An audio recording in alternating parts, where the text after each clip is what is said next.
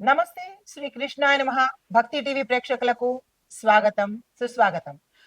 మనము ఎప్పుడూ చెప్పుకున్నట్టుగానే మనకి అంతరిక్షంలో, ఖగోళంలో మనకి ఎప్పుడూ గ్రహాలు మారుతూ ఉంటాయి.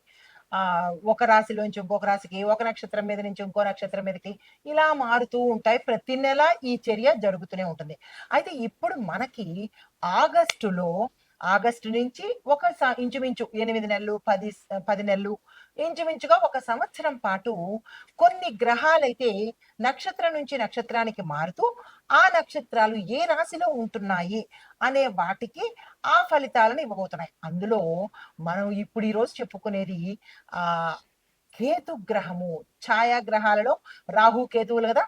ఈ రాహు, కేతువుల్లో కేతు గ్రహము ఇప్పుడేమవుతోందంటే ఆహ్, మనకి ట్రాన్సిట్ అవుతోంది. ఈ ట్రాన్సిట్ అవ్వడము కొన్ని రకాల అంటే 6 రకాల అంటే 6 గ్రహాలకు 6 రాసులకు మంచి ఫలితాలు ఎక్స్‌ట్రార్డినరీ ఫలితాలిస్తోంది. మిగతా 6 రాసులకు సామాన్యమైన ఫలితాలిస్తోంది. అయితే మనకి జ్యోతిష శాస్త్రంలో ఈ కేతు గ్రహానికి వక్రగ్రహమని, పాపగ్రహమని ఇంకా ఏమంటారో తెలుసా? మిస్టరీ గ్రహం అని కూడా అంటుంటారు. అయితే ఈ పాపం ఇన్ని రకాలుగా అంటుంటారు కదా! కానీ కేతువు ఇచ్చే ఫలితాలు మాత్రము చాలా అద్భుతంగా ఉంటాయి అని అందరూ తిడుతుంటారు. శని భగవానుడినొకళ్ళని, కేతువునొకళ్ళని చాలా భయపడతారు, తిడతారు గూడా. అయితే సరే అది మన కర్మను బట్టి ఉంటుంది. అయితే ఇప్పుడు మీకు నేను చెప్పేది కేతు గ్రహము మంచి యోగాన్ని తెచ్చిపెడుతోంది. అది ఎలా అంటే సింహరాశిలో ఈ గ్రహము ఆహ్, సింహరాశిలో వచ్చే సంవత్సరం అనగా 2026 డిసెంబర్ వరకు కూడా ప్రయాణాన్ని సాగిస్తోంది. అంటే ఎంత అంటే సంవత్సరం మీద ఇంచుమించుగా సంవత్సరం మీద ఎక్కువగానే నడుస్తోందనమాట. మొన్న డిసెంబర్ నుంచి అదే మన వచ్చే నెల అయితే ఈ గ్రహము సింహరాశిలో వచ్చే సంవత్సరం 2026 డిసెంబర్ వరకు తన ప్రయాణాన్ని సాగిస్తుంది. అది జ్యోతిష పండితులు ఏమంటారంటే కనుక కేతు గ్రహానికి ఏడ్పించడం తప్ప నవ్వించడమే తెలీదు, బాధిస్తుంది అంటారు. కానీ కాదండి పాపం అట్లాగా. అయితే కేతువు తన గురువైన శుక్రుడితో కనుక కలిసినట్టయితే శుక్రుడికి సంబంధించిన రాసులేంటి అంటే కనుక వృషభ, తులా రాసుల్లో సంచారం చేసినట్టయితే శుక్రుడికి చెందినటువంటి మళ్ళా ఒక్కొక్క గ్రహానికి కొన్ని కొన్ని రాసులుంటాయి కదా! అదేంటిది కేతు గ్రహానికి సంబంధించిన రాసులవైతే శుక్రుడికి సంబంధించిన వృషభ, తులా రాసుల్లో సంచారం చేసేటప్పుడు ఆహ్, భరణి, పుబ్బ, పూర్వాషాఢ ఈ నక్షత్రాలలో పయనం చేసినప్పుడు అంటే రాసుల్లోకి మారేటప్పుడు కొన్ని కొన్ని నక్షత్రాల మీద వీటి యొక్క ప్రభావము ఆధారపడి ఉంటుంది. అందులో ఏ మంచి గ్రహం ఉన్నా సరే, ఈ ఇన్‌ఫ్లూయెన్స్ దాని మీద పడి చక్కని ఫలితాలిస్తారనమాట. అదే ఇప్పుడు జరగబోతోంది మనకి ఆగస్టు నెలలో. కొన్ని శుభ ఫలితాలివ్వడము, కొన్ని మిశ్రమ ఫలితాలివ్వడం జరుగుతుంది. అయితే ప్రస్తుతము సింహరాశిలో మన కేతు గ్రహము శుక్రుడికి చెందినటువంటి పుబ్బా నక్షత్రంలో ఒక ఏడాది పాటు చక్కగా సంచారం చేసుకుంటూ మంచి ఫలితాలను ఇవ్వబోతున్నారు. ఆ మంచి విశేషమైన అదృష్టమైన బంగారం లాంటి అదృష్టాన్ని పొందే రాశులు ఏవడో తెలుసా? మేషము, కర్కాటకము, సింహము, తుల, ధనస్సు, కుంభరాశులు. అసలు వీళ్ళకి గోల్డెన్ పీరియడ్ అన్నమాట. ఈ సంవత్సరము చక్కని పీరియడ్ అని చెప్పొచ్చు. అయితే మరి మిగతా రాశుల వాళ్ళకి ఎలా ఉండబోతుంది అంటే గనక, మిగతా రాశుల వాళ్ళకి మిశ్రమ ఫలితాలు ఉంటుంది కానీ, పాపం గతంలో వీళ్ళు పడ్డ బాధల కోసము కొంత రిలీఫ్‌గా ఈ 6 గ్రహాలు చక్కని ఫలితాన్ని ఈ 6 రాసులు చక్కని ఫలితాన్ని పొందుతారు. అయితే ఈ ఫలితాలలో మనకి ఏ ఏ రాసు అంటే ఇప్పుడు మనం ఇందాక అనుకున్న రాసులు ఎలాంటి ఫలితాలిస్తారు అనేది నేను మీకు వివరంగా, క్లుప్తంగా తెలియజేస్తాను. ఈ కేతువు యొక్క శుక్ర సంచారం వల్ల మనకి ఆగస్టు నుంచి 2026 డిసెంబర్ వరకు విశేషమైన మంచి ఫలితాలను ఇవ్వబోతున్నాడు ఈ కేతు గ్రహము. అయితే కొన్ని కొన్ని దిగ్భ్రాంతికి తర్వాత రహస్య పరిణామాలు, అనుకోని మలుపులు మనకి జరగబోతున్నాయి ఈ సమయంలో. అనగా 1.5 సంవత్సరం పాటు మంచి అంటే సస్పెక్షన్ గాను ఉండడము, కొన్ని మనం ఊహించని సంఘటనలు జరగడము, ఇలాంటివన్నీ జరిగే అవకాశాలు ఈ సమయంలో కనబడుతున్నాయి. అది ఎలా అంటే పైగా మనకి సింహరాశి చెప్పేది ఏంటంటే అధికారము, ప్రతిష్ట, రాజయోగము కలగజేస్తున్నాడు. పుబ్బ నక్షత్రం ఏంటంటే వైభవానికి, శౌర్యానికి, దాంతో పాటు లగ్జరీస్ కూడా ఎక్కువగా ఫలితాలు ఇవ్వబోతున్నాడు. తర్వాత శుక్రుడు ఏం చేస్తున్నాడంటే కనుక సుఖ సంబంధిత అంటే మంచి సంతోషకరమైన హ్యాపీయెస్ట్ లైఫ్‌కి సంబంధించిన సామాగ్రిని అందజేస్తున్నాడు. దీంతో పాటు వీళ్ళు ముగ్గురు కలిసి మంచి విశేషమైన ఫలితాలు ఈ కేతువు యొక్క సంచారం వల్ల జరగబోతోంది.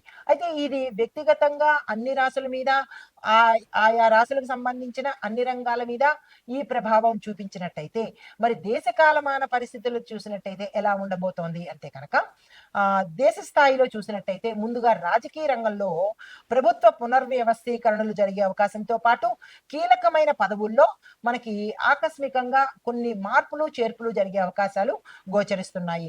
కొన్ని రాష్ట్రాల్లో తాత్కాలికంగా అనిశ్చితి అంటే స్థిరత్వం లేకపోవడము, లేదా అస్థిరత్వంగాను, అనిశ్చితిగా నిశ్చయంగా ఉండలేని పరిస్థితి అంటే గందరగోళ పరిస్థితి కొన్ని రాష్ట్రాల్లో ఏర్పడబోతోంది ఈ సమయంలో. అంటే ఆగస్టు నుంచి 2026 డిసెంబర్ వరకు ఇటువంటి పరిస్థితి కొనసాగే అవకాశాలు కనబడుతున్నాయి. మహిళా, యువత ప్రాతినిధ్యం ఊహించని రీతిలో పెరిగే అవకాశం కనబడుతోంది. మహిళలకు, యువతకు ప్రాముఖ్యత పెద్దపీట వేసే అవకాశం ఉంది.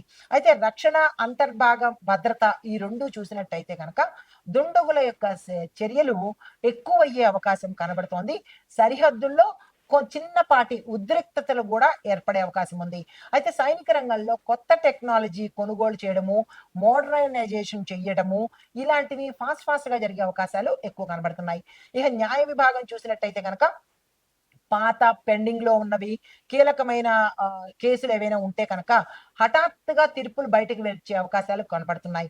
కొన్ని చోట్ల కొన్ని తీర్పులు సమాజంలో సంచలనాన్ని సృష్టించే అవకాశాలు కూడా అంటే ప్రతి ఒక్కళ్ళు చర్చించుకునేటట్టుగా గోచరిస్తోంది. తర్వాత ఇక ఆర్థిక పరిస్థితి చూసినట్టయితే కనుక ఆర్థిక రంగంలో బులియన్ మార్కెట్ అనగా బంగారము, వెండిలో ఊహించని మలుపులు, పెరుగుదల ఉండే అవకాశం ఎక్కువగా కనబడుతోంది. పెట్టుబడుల విషయం దగ్గరికి వచ్చినట్టయితే కనుక ఒక అంటే హఠాత్తుగా నిలిచిపోవడమైనా అవ్వచ్చు, లేదా హఠాత్తుగా పెరిగే అవకాశాలు కూడా అంటే రేట్లు పెరగడం కానీ, తగ్గిపోవడం కానీ ఇలాంటివి జరిగే అవకాశాలు ఎక్కువ కనబడుతున్నాయి.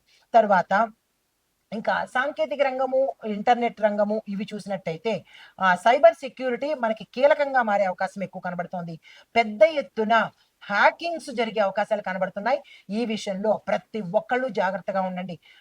నిమిషానికి, సెకండ్‌కి హ్యాక్ అయ్యే అవకాశాలు ఎక్కువ కనబడుతున్నాయి. ఇలాంటి కేసులు కూడా తీర్చలేనటువంటివి కుట్టలుగా ఉండే అవకాశం ఎక్కువ కనబడుతోంది. అయితే ఏఐ అంటే artificial intelligence, deep fake, big data ఈ నిబంధనల మీద ప్రభుత్వము ప్రత్యేకమైన దృష్టి పెట్టాం. అంటే ఈ కొత్తవన్నీ వచ్చేసి ఈ యాపులు, ప్యాపులు ఇవన్నీ కొత్త వచ్చేసి ఏం చేస్తున్నాయంటే మనకి దానిలోకి మభ్యపెట్టేటట్టు చేసి, దానికి అలవాటు చేసి మనల్ని ట్రాప్‌లోకి తీసుకెళ్ళి మనల్ని మోసం చేసే అవకాశం ఎక్కువ కనబడుతోంది. అలాంటి కేసుల మీద ఎక్కువగా ప్రభుత్వం దృష్టి పెట్టి ఒక నిబంధనను తీసుకొచ్చే అవకాశం కూడా గోచరిస్తోంది. అంటే ఉత్తరోత్తర. తర్వాత వ్యవసాయ రంగంలో చూసుకున్నట్టయితే గనక వరి, పత్తి, జూటు ఈ ప్రధాన పంటలు ఆకస్మికంగా వాతావరణ వ్యతిరేకతలతో నష్టపోయే అవకాశం ఎక్కువ కనబడుతోంది. అంటే వరి, పత్తి మనకు ముఖ్యమైనవే అవి. ఈ 2 కూడా నష్టాల బాట పట్టి అంటే ముందు బియ్యం కొరత వచ్చేటట్టుగా మనకి బ్రహ్మంగారు చెప్పినట్టుగా అది ముందు స్టార్ట్ అవ్వబోతోందనమాట. బియ్యము చాలా కొరత అయ్యేటట్టుగా కనబడుతోంది. ఈ విషయంలో పొదుపును ప్రతి ఒక్కళ్ళు పాటించండి. ఇష్టానుసారంగా బియ్యాన్ని కానీ, ఫుడ్‌ని కానీ వేస్ట్ చేసే ప్రయత్నం చేసుకోకండి. తర్వాత కొన్ని చోట్ల గాలితో కూడుకున్న తుఫాన్లు, పిడుగులు పడే అవకాశము ఎక్కువగా గోచరిస్తోంది. అది చాలా చోట్ల మనం వింటున్నాము తుఫాన్లు. అంటే ప్రపంచవ్యాప్తంగా ఇది ఒక ప్రదేశానిది కాదు కాబట్టి ప్రపంచవ్యాప్తంగా తుఫాన్లు, సైక్లోన్లు, తర్వాత సునామీలు ఇలాంటివి ఇంకా ముందు చాలా ఎక్కువగా వచ్చే అవకాశాలు ఎక్కువ కనబడుతున్నాయి. తర్వాత రైతుల్ని ఆదుకునే నూతన ప్యాకేజీలు, మరి ఈ రైతులు నష్టపోతున్నారు కాబట్టి కొత్త కొత్త ప్యాకేజీలు కూడా ప్రభుత్వము ఏర్పాటు చేయబోతోంది. బీమా విధానాలు అత్యవసరంగా ఏర్పాటు చేయబోతోంది. అయితే ప్రభుత్వము ఈ దిశగా అడుగులు వేస్తోంది ఉత్తరోత్తర.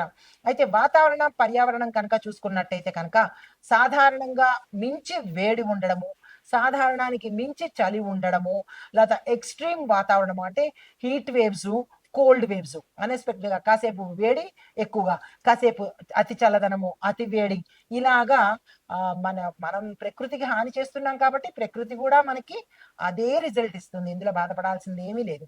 అయితే ఇలాంటివి వాతావరణంలో జరిగే అవకాశాలు ఎక్కువ కనబడుతున్నాయి. అయితే తర్వాత కొన్ని కొన్ని అరణ్యాలు నిప్పుతో కాలిపోయి అంటే అరణ్యాలు మొత్తము కాలిపోయే అవకాశము ఎక్కువగా కనబడుతోంది. భారీ నష్టం కూడా వచ్చే అవకాశం ఉంది. కొన్ని చోట్ల భారీ తుఫానులతో కూడినటువంటి, ఈదురుగాలితో కూడినటువంటి వర్షాలు కూడా వచ్చే అవకాశం కనబడుతోంది. నీటిపారుదల సమస్యలు కూడా ఒక చోట ఎక్కువగా ఉండే అవకాశం ఉంది. ఒకవైపు పొంగి పొర్లుతున్నాయి, ఒకవైపు బీడు పడిపోతున్నాయి. కొన్ని కొన్ని ప్రాంతాల్లో మనం చూస్తూ ఉంటామన్నమాట. ఇలాంటివి జరిగే అవకాశాలు కూడా ఈ కేతు ప్రభావం వల్ల జరగబోతోంది. తర్వాత సామాజిక మార్పులు చూసుకున్నట్టయితే కనుక కుటుంబ వ్యవస్థల్లో విభేదాలు జరిగే అవకాశము, విడాకుల శాతం పెరిగేటట్టుగా కనబడుతోంది. దాంతో పాటు యువతలో అసంతృప్తి, అన్వేషణ భావము పెరగడం వల్ల ఉద్యమాలు కానీ, లేదా సోషల్ మీడియా ఉద్యమాలు కానీ, ఇలాగ కొంత గందరగోళ పరిస్థితి అయ్యే అవకాశం కనబడుతోంది. యువతకు ఎక్కువగా నష్టం వచ్చే అవకాశం గోచరిస్తోంది. తర్వాత మహిళలకు సంబంధించి చూస్తే మహిళల అభివృద్ధికి కానీ, కళలకు కానీ, సినిమా రంగం కానీ, ఫ్యాషన్ రంగం కానీ కొత్త ట్రెండ్ వస్తుందన్నమాట. అంటే పూర్తిగా ఎలా ఉండబోతుందంటే సరదాగా చెప్పుకున్నప్పటికీ కూడా బట్టలు ఎక్కువ శాతం ఉత్పత్తి అవుతున్నాయి. కానీ బట్టలు కట్టుకునే వాళ్ళే కరువైపోతున్నారు. అలాంటివి రెట్రో రాయల్ థీమ్స్ కూడా మనకి రావచ్చు. అంటే గోనిగుడ్డలతోనూ, ప్లాస్టిక్కులతోనూ బట్టలు కూడా వచ్చే అవకాశాలు కనబడుతున్నాయి. సరదాగా చెప్పుకున్నా కానీ వింత వింత పోకడలు, వింత వింత ఫ్యాషన్లు వచ్చే అవకాశం కనబడుతోంది. అంటే పిచ్చి ముదిరి వేలం వెర్రయ్యేటట్టుగా గోచరిస్తోంది. అయితే మొత్తంగా ఓవరాల్‌గా చెప్పదలుచుకున్నట్టయితే కనుక కేతువు పుబ్బ, సింహం సంచారం చేస్తూ ఉండడం వల్ల రాజసం ఉన్న రాశిలో అందులోనూ వైభవం ఉన్న నక్షత్రంలో చేస్తున్నారు. అంటే మంచి విశేషమైన నక్షత్రంలో సంచారం చేస్తున్నారు కాబట్టి కొన్ని కొన్ని మార్పులు వాతావరణ పరంగా, రాజకీయ పరంగా, సామాజిక పరంగా మనం ఊహించని మార్పులు కలిగే అవకాశాలు ఎక్కువగా కనపడుతోంది. దేశ ఆర్థిక వ్యవస్థ రంగము కొంత రిబూట్ అయ్యి బతుకు తెరువు కోసము మనంతట మనము ప్రయత్నం చేసుకునేటట్టుగా కొన్ని ఇబ్బందులు వాతావరణ పరంగా, కొన్ని అదృశ్య శక్తుల యొక్క ప్రభావం వల్ల చెప్పుకున్నట్టయితే కనుక కొంత ఇబ్బంది వాతావరణమే దేశానికి, ఆర్థికానికి, న్యాయానికి జరిగే అవకాశాలు ఎక్కువ కనబడుతున్నాయి. ఇది కేతు సంచారం వల్ల దేశకాల మన పరిస్థితుల యొక్క ప్రభావము ఇలా ఉండబోతోందనమాట. నమస్తే. తదుపరి రాశి వృశ్చిక రాశి. ఈ రాశి వారికి కేతువు ధనస్థానంలో సంచారం చేస్తుండడం వల్ల ఆర్థిక సమస్యలు తొలగిపోతాయి. ఆస్తి వివాదాలు తొలగిపోయి మీకు వచ్చేటట్టుగాను, సానుకూలంగా ఉండేటట్టుగాను, దీంతో పాటు వ్యక్తిగత సమస్యలు గానీ, ఏవైనా వ్యక్తిగత ఇబ్బందులు కానీ ఉంటే అవి క్రమక్రమంగా తగ్గుముఖం పట్టే అవకాశము, అంటే గతంలో ఉన్నంత ఇబ్బందులు లేకుండా స్లోగా అవి కమ్ డౌన్ అవుతూ ఉంటాయన్నమాట. ఒక మంచి రిలీఫ్ వచ్చే అవకాశము ఈ సమయంలో కనబడుతోంది. దీంతో పాటుగా కుటుంబ సంబంధమైన చికాకులు గానీ మీకేమైనా గతంలో ఉండి ఉంటే కూడా అవి సామరస్యంగా, సానుకూలంగా, చక్కగా వాటంతట వాటే సమస్యకు పరిష్కార మార్గాలు దొరకడంతో పాటు చక్కని అన్యోన్యమైన వాతావరణం కుటుంబంలో కనబడుతోంది. ఆకస్మిక ధనప్రాప్తి కూడా వచ్చే అవకాశం కనబడుతోంది.